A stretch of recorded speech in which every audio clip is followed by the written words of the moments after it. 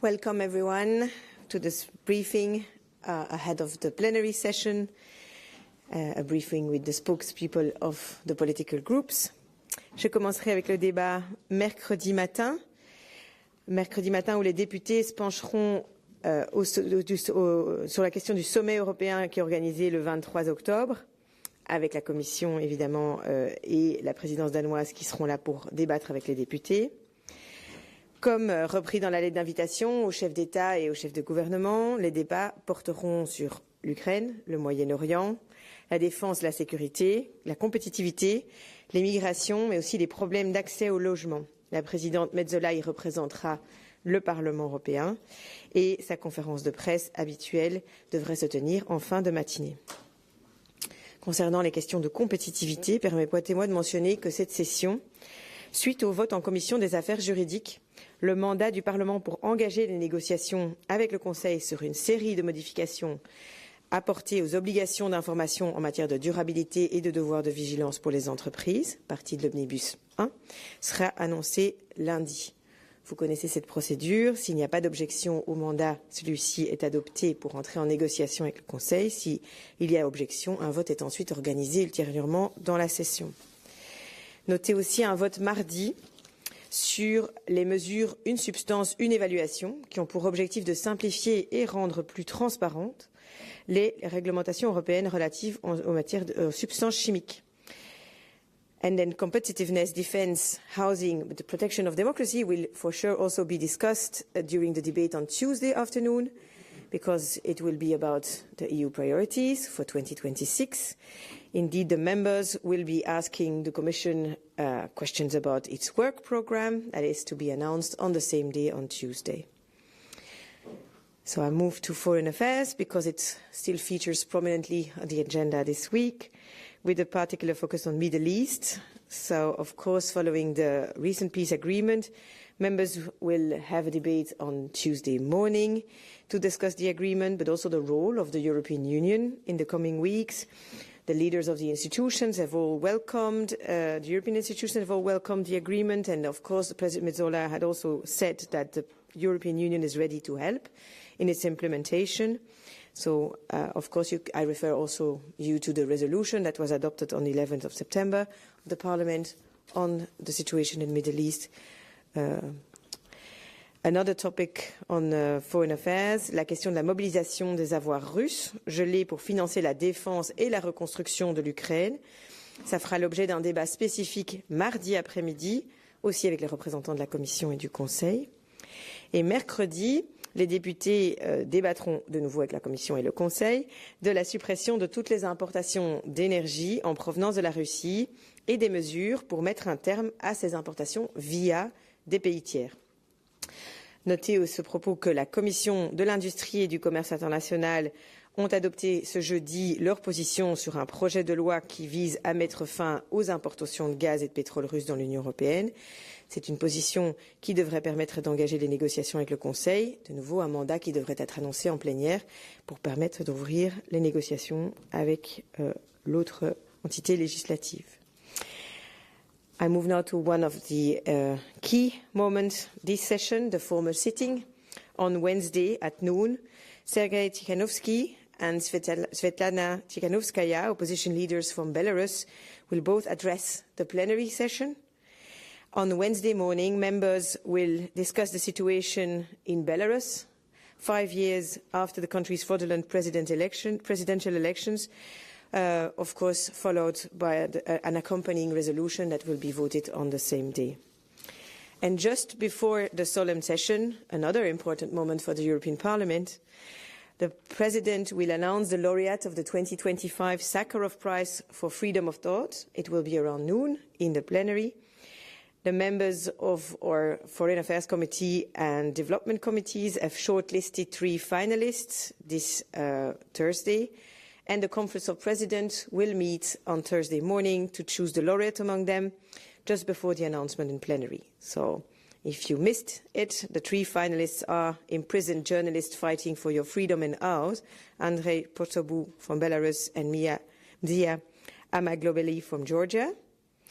journalists and humanitarian aid workers in Palestine and all conflict zones represented by the Palestinian Journalists Syndicate, the Red Crescent and UNRWA, and Serbian students.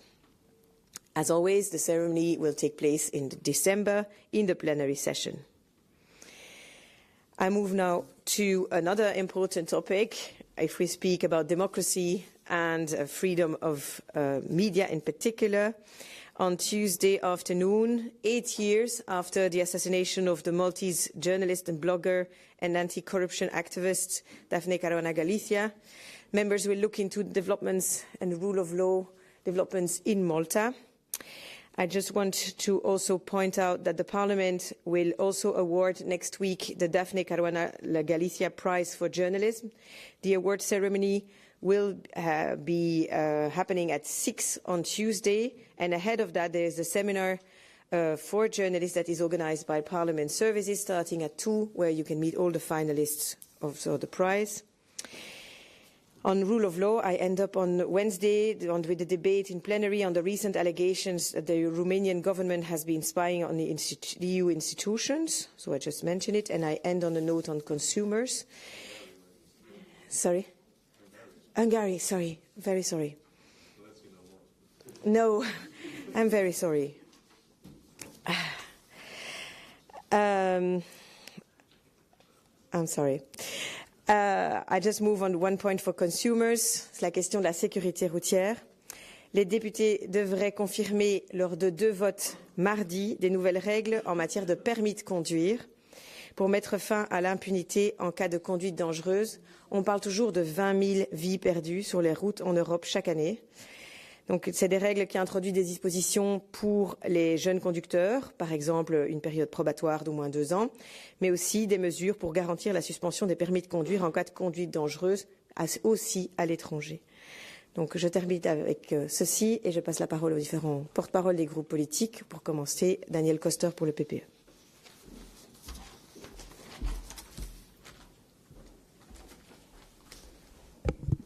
Good morning, everybody. On behalf of the EPP Group, I would like to highlight 2 topics. First of all, the vote on the so-called forest monitoring law, which will happen on Tuesday. The EPP Group intends to reject the whole law altogether.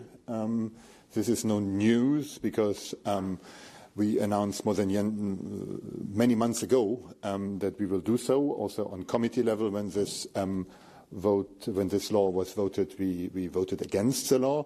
We think that this law is not fit for purpose. We want to protect our forests. We are also happy to discuss further measures to do so. But simply increasing bureaucracy doesn't do the job. No forest can be saved by bureaucracy. And that's why we will vote against that law. The other topic I wanted to highlight is, for obvious reasons, Gaza. The EPP Group would like the European Union to be the stabilizing force behind the Gaza peace deal. All of us know that the deal has been brokered by the US, by Egypt, by Qatar, but it is the European Union that brings financial resources. We are one of the biggest donors in the region.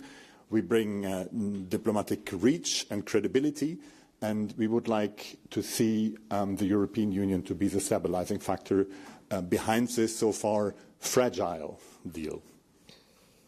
This was the second topic I wanted to highlight. Last but not least, the chairman of the EPP Group, Manfred Weber, will have a press conference on Tuesday morning. We still have a little scheduling issue. That's why I'm not in a position to confirm the exact timing. It will be or at 8:30 or at 9:30. Please watch our announcement on Monday to confirm the timing. Thank you. Thank you, Daniel. Voilà, you keep people on their toes. Sylvia Peltz for the Socialists and Democrats.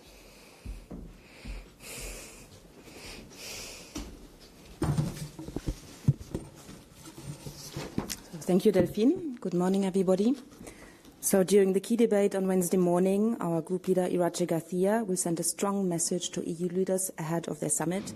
The European Council has finally taken up housing on the agenda, and we expect them to task the European Commission with quickly presenting an ambitious and comprehensive European affordable housing plan, because action is needed. Europeans are suffering under an acute housing emergency. Between 2010 and 2025, house prices in the EU increased by 60% and rents by 29%, while 1.2 million Europeans remain homeless. Our group, the Socialists and Democrats, have been leading on tackling this housing crisis. We pushed for and achieved the first ever housing commissioner with Dan Jurgensen, the first ever housing committee in the European Parliament, and in our housing position paper, which you can find in the back of the room, we lay out concrete measures based on our guiding principles that affordable and decent homes are a right for all and not a privilege for the few. Just to name a few of the measures we proposed, regulating short-term rentals, so our cities remain for living, not just visiting, where we presented a blueprint for legal proposal in May, reforming state aid rules to facilitate housing access for low and middle-income earners, or tackling housing speculation, including regulation of overseas real estate earners. It is good to see that now things finally get moving, and there's a growing willingness also by other key actors to tackle this social emergency. And this is especially key, of course, in a day like today, the Anti-Poverty Day, when 93 million people in Europe, among them 20 million children, are at risk of poverty. In her 2025 State of the Union speech, von der Leyen, under pressure from our group, reiterated the urgent need for an anti-poverty strategy and for the first time made a public commitment to eradicate poverty by 2050. We will make sure she follows up with a European anti-poverty law and that social progress as an investment priority will be included in the next multi-annual budget. This point, as well as a dedicated housing budget line, is also included in our letter on the MFF, which we sent to Commission President Ursula von der Leyen yesterday. I have copies in the back of the room. On the Commission statement on the Google's fines on Monday, we welcome Executive Vice President Teresa Ribera's courage to fine Google in a landmark competition ruling for misusing their market power through ad tech systems. Teresa Ribera is now taking the lead on enforcing the rules of the Union, and we need to see the same courage from Executive Vice President Henna Virkkunen in other investigations into big tech compliances, which, for example, affect the Digital Services Act. Another priority for our group next week is Serbia. 1 year after the Novi Sad tragedy, as Serbia faces mass protests and escalating repression, the European Parliament will adopt a resolution negotiated by our MEP Tonino Pizzula. In this resolution, we want to see calls for targeted sanctions against perpetrators of serious violations of law and human rights in Serbia, a fact-finding mission to the country, and a call to other EU institutions to have a consistent approach towards Serbia. The S&D Group continues to stand with the people of Serbia, demanding justice and democracy. As a last point, Delphine mentioned it, we are really proud that our candidate for this year's Sakharov Prize, journalists and humanitarian aid workers in conflict zones, represented by the Palestinian Journalists Syndicate, the Palestine Red Crescent Society and UNRWA, have been shortlisted among the 3 finalists, and we're looking forward to next week's decision. You will find our priorities in the back of the room, together with the contact details of our press team in case of further questions. And I invite you to join our press conference by our group leader, Irache Garcia, at 10 in the press room in Strasbourg. Thank you. Thank you, Sylvia. And we have Agnes Garandi for PFE.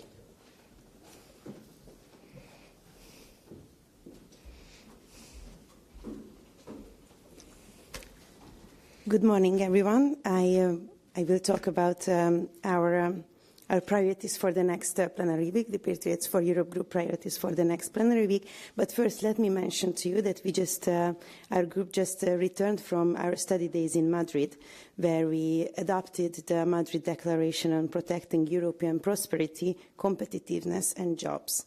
In this declaration, we stand for reducing centralization by the European bureaucracy, restoring economic freedom and empowering entrepreneurs and farmers.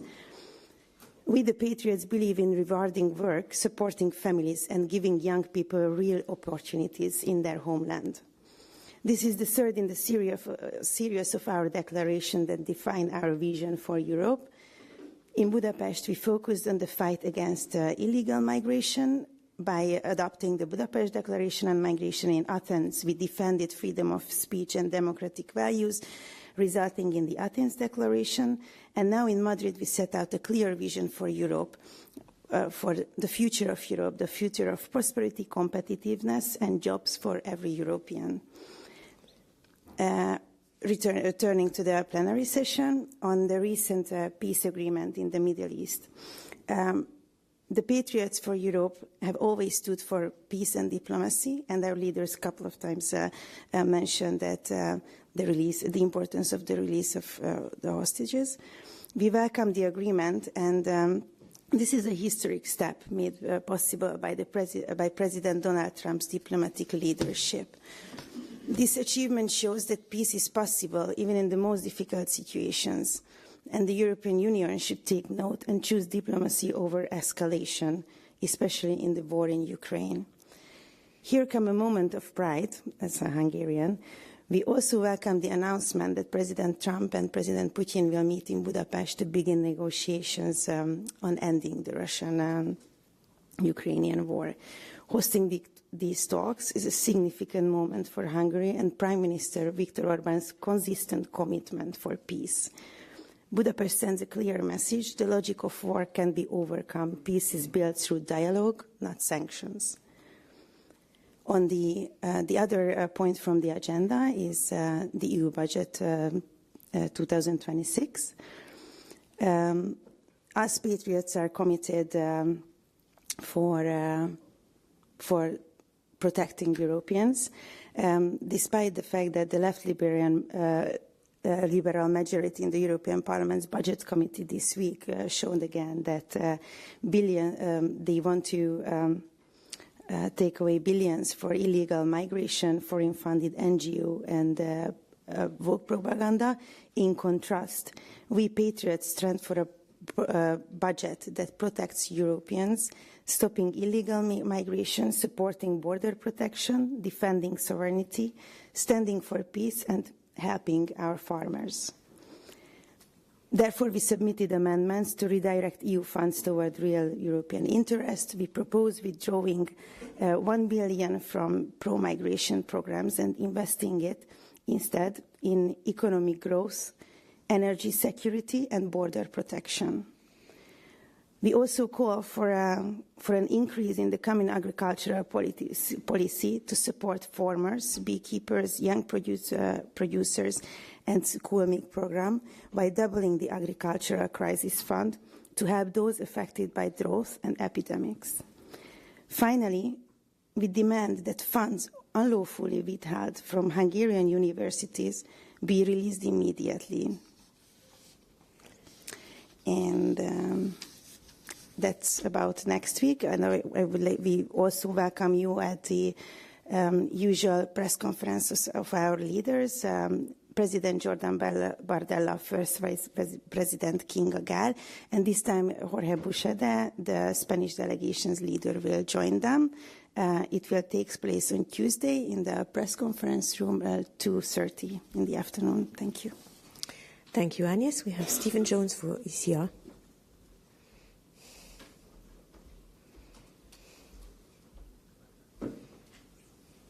Thank you, Delphine, and good morning, everyone.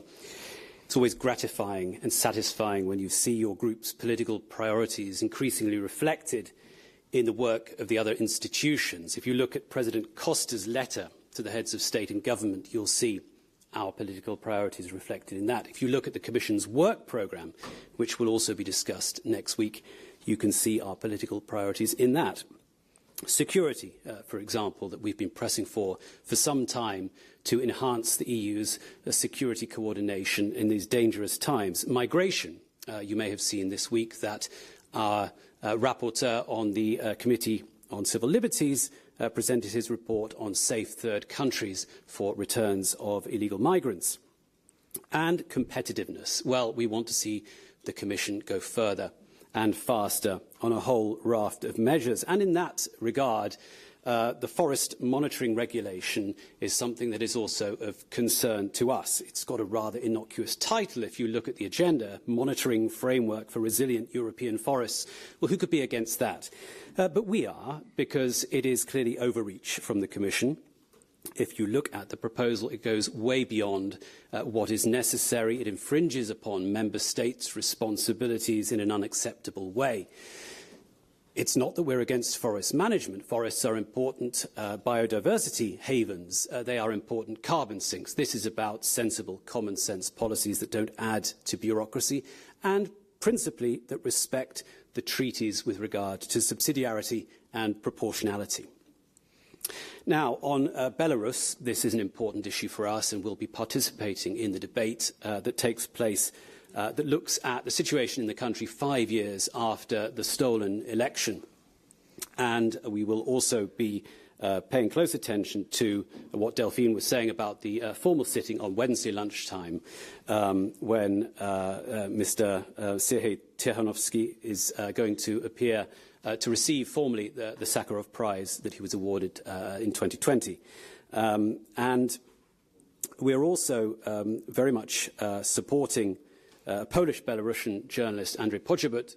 You'll be aware that we have, in a sense, a joint ticket with the EPP, and one of the candidates that the EPP members proposed, Mia Amaglobeli, and this is an important reflection of the seriousness with which we take press freedom, but also, the seriousness with which we feel we need to approach these issues that are in the European neighbourhood. The situation in Georgia, as has been made clear many times on this podium, is of increasing concern as the government becomes ever more repressive. This is in a country that supposedly aspires to join the European Union.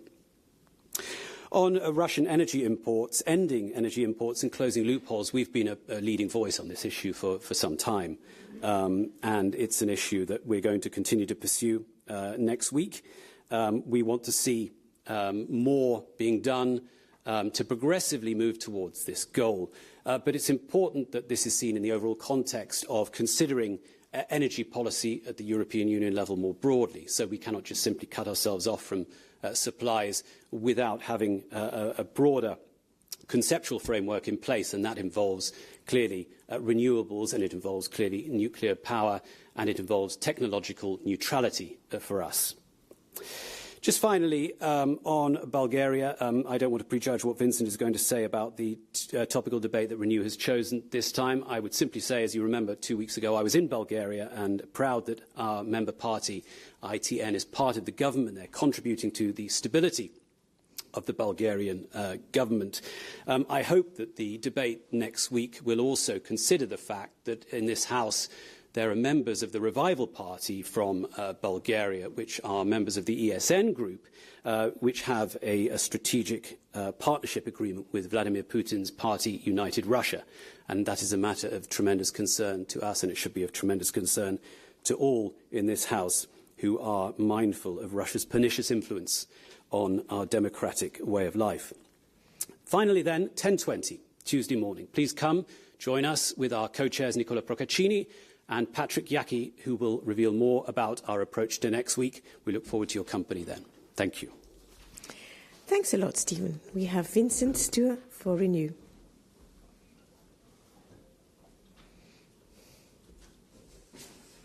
Thanks.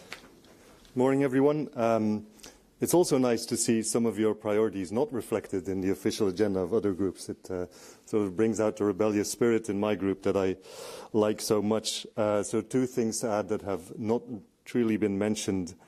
Indeed, Renew Europe called for a topical debate this week on the ongoing assault on democratic institutions and the rule of law in Bulgaria. There is so much more going on than stability.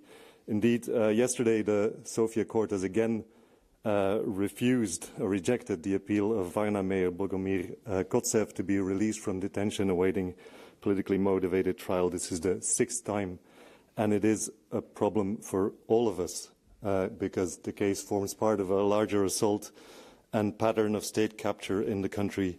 We, as Renew Group, called for his release awaiting trial, an immediate formal review of the case, and the suspension of the second disbursement of the Recovery and Resilience Facility fully. Indeed, the conditions of the RRF were written explicitly with an eye on strengthening the rule of law in the country, and now the opposite is happening. Anti-corruption institutions used as a political weapon. It's become a bit of a cliche to say that democracy hands the tools to its opponents to ignore it or undermine it from within. in Europe, we actually give them the money to do so as well, and it needs to stop. So this is part of a wider discussion, not just about Bulgaria, but the rule of law and how we defend it from the EU side. We expect all Democrats to come out strongly on Wednesday in the debate. Because rule of law alarm bells are going off all over Europe. Even only on this week's agenda, we have Malta, 8 years after the assassination of Daphne Caruana Galizia. Serbia, 1 year after the tragedy of Novi Sad. Hungarian spying allegations, 7 years after the Article 7 procedure was triggered by Parliament. We are drowning in resolutions. It's time to come to conclusions. More fundamentally, because the rule of law is one aspect only, it's symptomatic for how we run Europe. This EU is not fit for purpose as it is, and it is definitely not fit for future purpose.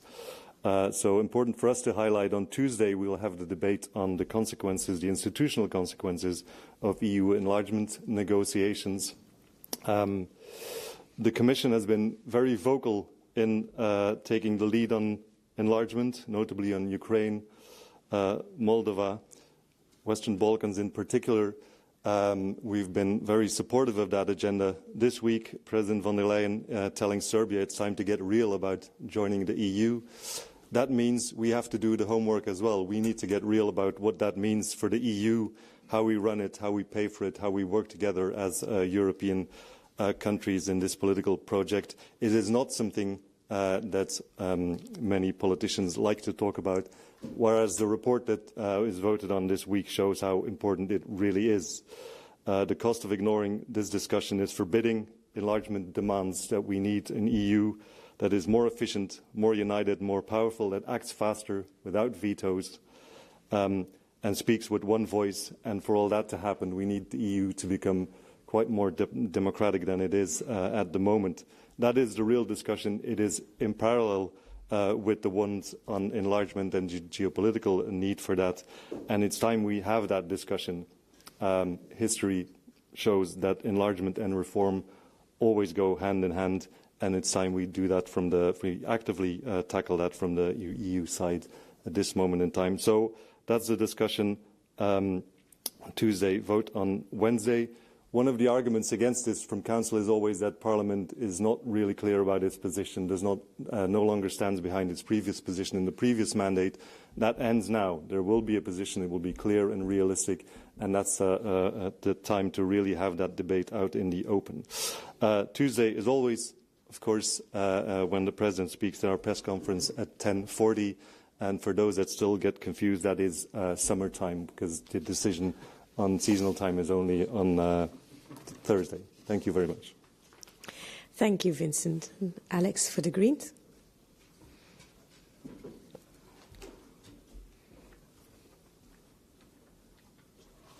Yes. Hi, everyone. As we can expect, after the opening of the plenary, the omnibus to be on the agenda for next week. I can talk about this one. I mentioned that the mandate will be announced on Monday, so... Yeah. Yes. Okay. So I missed the first minute. We cannot support the final agreement on the omnibus, which now completely dilutes the EU's flagship sustainability and due diligence legislation. We had shown a willingness to compromise with the other groups, but this deal is far from a compromise.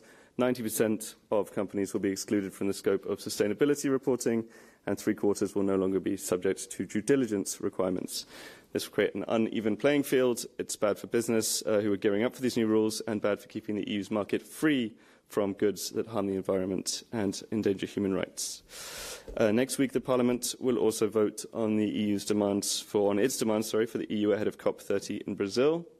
This COP must reaffirm the 1.5 degree goal, commit to tripling renewables, doubling energy efficiency, and ending our dependence on fossil fuels. We also call on the Commission to deliver its roadmap to phase out fossil fuels subsidies once and for all, where Europe must lead by example. The science is clear and the clock is ticking, and we owe it to younger generations to keep the agreements made in Paris 10 years ago alive. As a side, some of our MEPs will travel to Brazil, so if you're doing COP coverage, please get in touch. On the Hungary spying case, we successfully pushed for a debate on the outrageous revelations that the Hungarian state may have been spying on EU officials and the EU institutions. If this turns out to be the case, then this is an enormous breach of trust from an ever-increasingly autocratic government. One might expect this kind of behaviour before the wall came down, but there's got to be no place for spying in modern EU policymaking. That's why our group is calling for an inquiry committee to look into this matter. And seeing as forest monitoring law was mentioned a couple of times, I'll just mention that EU forest ecosystems are fragile. They are at severe risk from both climate change and ill-adapted management in the face of climate change. They are our lungs, our carbon sinks, and essential for our climate goals. And tired old tropes about bureaucracy and overreach are no excuse to kill this law. Proper management will require proper monitoring. Our briefing will be at 11 with Terry and Bas next week, and we look forward to seeing you there. Thank you. Thanks a lot, Alex. We have Tom for the left.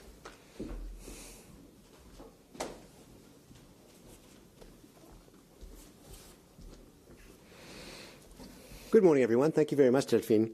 So the left have three priorities for this session. The first priority is peace and justice. We have a debate on Gaza on Tuesday morning. A ceasefire was very welcome, but it has to be built on lasting peace and justice. So what does that mean? Accountability for war crimes and crimes against humanity by the Israeli government. Netanyahu must have his day in court, because a country can't be allowed to commit genocide for 2 years, then go back to business as usual. So suspend the association agreement, implement an arms embargo, and ban trade from illegal settlements.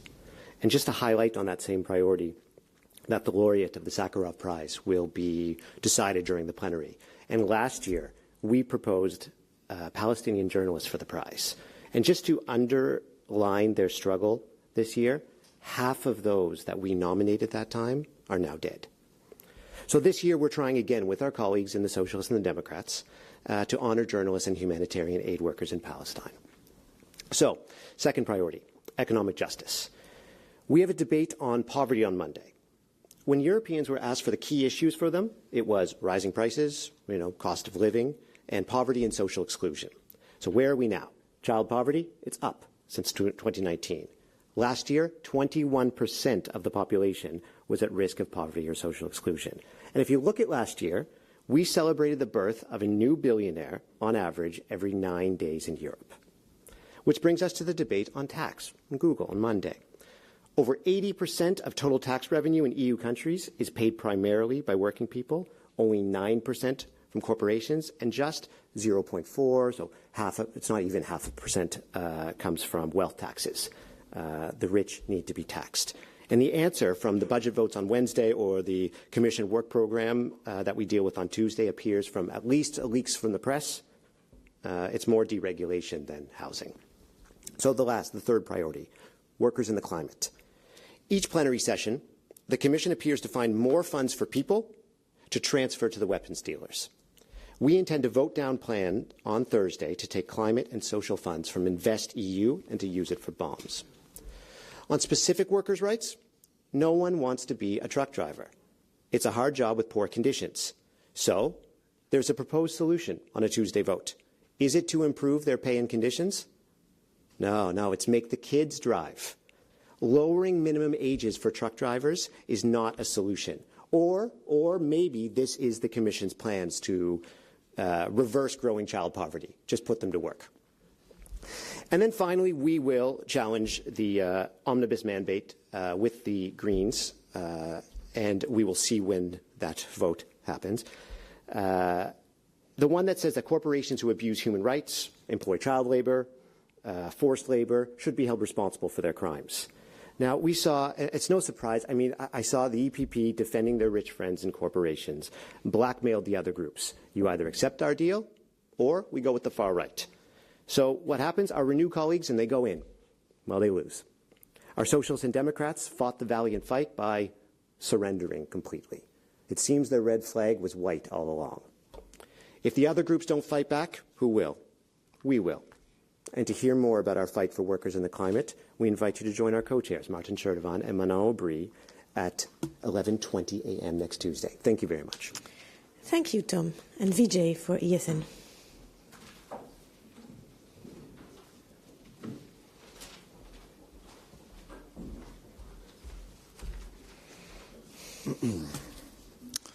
Thank you very much, Delphine, and good morning, everyone. Now I will briefly tell you how we approach this plenary, and I will do it in French. Pour le groupe Europe des Nations souveraines, cette séance plénière est en réalité emblématique de 3 dérives que nous voyons s'intensifier au fil du temps. Une dérive fédéraliste, une dérive dépensière et une dérive intrusive. 3 dynamiques qui, mises bout à bout, traduisent la même tendance, une extension continue des compétences de l'Union, une inflation budgétaire non maîtrisée et une intrusion croissante dans la vie quotidienne des citoyens des États membres. La première dérive, c'est donc celle du fédéralisme, car sous couvert d'efficacité et de cohérence, plusieurs textes visent en réalité à transférer à l'Union européenne des prérogatives essentielles. Le rapport consacré aux conséquences institutionnelles de l'élargissement illustre parfaitement cette orientation. Il part du principe que pour accueillir de nouveaux États membres, il faut réviser les traités, généraliser la majorité qualifiée et dès lors réduire le pouvoir des États membres, y compris dans des domaines comme la politique étrangère, la fiscalité ou la défense. Ce texte repose donc sur une logique implacable. Si vous voulez l'élargissement, vous devez accepter l'Europe fédérale, sous peine de paralysie. Notre réponse est claire, nous ne voulons ni l'élargissement, ni le fédéralisme. Nous en avons désormais l'expérience. Chaque élargissement éloigne un peu plus les décisions des citoyens et rend le fonctionnement de l'Union plus complexe. Ce n'est pas notre conception de la construction européenne. Nous défendons une Europe dans laquelle les États coopèrent librement, sans se dissoudre, et dans laquelle les souverainetés nationales sont respectées. Nous entendons d'ailleurs affirmer notre attachement à la souveraineté, qu'il s'agisse de celle des États membres ou celle de nos partenaires extérieurs. La résolution consacrée à la Serbie illustre à cet égard le peu de respect que l'Union manifeste à l'égard de la souveraineté de ses voisins. Plutôt que de reconnaître la Serbie comme un acteur régional majeur, on continue à la soumettre à des jugements de valeur. Nous pensons au contraire qu'une politique de voisinage responsable doit d'abord reposer sur la reconnaissance mutuelle et sur la liberté des peuples à définir leur propre trajectoire démocratique. La deuxième dérive que nous voudrions dénoncer est budgétaire. Le projet de budget général pour 2026, dernière année complète du cadre financier pluriannuel, prévoit une hausse de 3,9% des dépenses par rapport à 2025. 3,9%. Cette augmentation vise notamment à financer le remboursement de la dette et la Commission nous demande de nouvelles ressources propres que nous considérons être en réalité de nouveaux impôts européens. Rendez-vous compte, on demande aux Européens de payer toujours plus pour que l'Union leur impose toujours plus de normes et de contraintes. Les citoyens payent et en retour ils se voient imposer un empilement de règlements qui fragilisent leurs entreprises et leur pouvoir d'achat. Le groupe ENS considère qu'il est urgent d'inverser cette logique.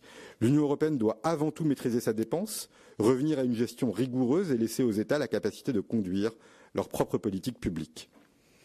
Nos députés ont déposé plusieurs amendements en ce sens. Une réduction annuelle d'au moins 3% des dépenses administratives, la suppression des dépenses de prestige, le refus d'introduire de nouveaux impôts européens et la priorité donnée à la discipline budgétaire. Cette exigence de rigueur vaut aussi pour la gestion interne des institutions de l'Union. Le Parlement examine en ce moment les décharges budgétaires.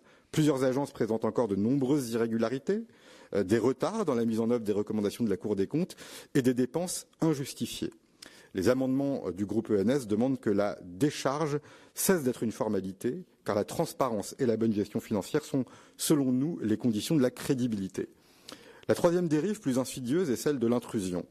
Sous couvert de modernisation, de simplification ou d'harmonisation, l'Union européenne étend sa capacité de contrôle sur la vie quotidienne des citoyens des États membres.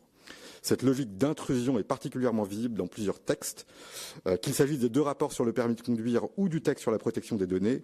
L'Union européenne poursuit la même orientation, la mise en place d'un cadre de gestion centralisée des informations personnelles et administratives des citoyens. Sous couvert de modernisation, la Commission renforce sa capacité d'accès, de supervision et d'interconnexion des données. Ce mouvement traduit une conception du pouvoir européen fondée sur la traçabilité permanente, où la circulation de l'information prime sur la liberté d'organisation des États. Le risque est alors celui d'une gouvernance numérique, où l'individu devient avant tout un profil administratif, intégré dans un système interconnecté, peu lisible et finalement éloigné du contrôle démocratique. J'en suis certain, mesdames et messieurs les journalistes, que si vous demandiez aux Européens s'ils souhaitent confier à la Commission la gestion de leur identité civile, de leurs déplacements ou de leurs données personnelles, ils vous répondraient très majoritairement non. Non, parce que la confiance suppose évidemment un lien direct avec l'autorité nationale, identifiable, responsable et contrôlable, in fine, par les citoyens. Enfin, à la veille de la conférence des Nations Unies sur le climat, la COP30 de Belém, notre groupe rappellera son opposition à l'idéologie verte qui domine aujourd'hui la politique climatique européenne. Nos députés ont déposé plusieurs amendements pour réorienter le débat sur des bases rationnelles, la reconnaissance du nucléaire comme énergie décarbonée et pilotable, la levée de l'interdiction des moteurs thermiques prévue pour 2035 et la protection du droit des États à définir leur propre stratégie énergétique. Notre groupe rappelle que le nucléaire est un choix stratégique auquel certaines nations européennes demeurent très attachées, malgré les coups de boutoir de la Commission et du Parlement. Nous défendons une transition énergétique fondée sur la souveraineté, la sécurité d'approvisionnement et la compétitivité, plutôt que sur la contrainte réglementaire et la culpabilisation. À travers tous ces dossiers, une même logique se dégage, plus de centralisation, plus de dépenses, plus d'intrusion. Le groupe Europe des nations souveraines s'y oppose avec constance et sérénité. Nous défendrons une Europe des nations forte, sobre dans ses moyens et respectueuse des libertés.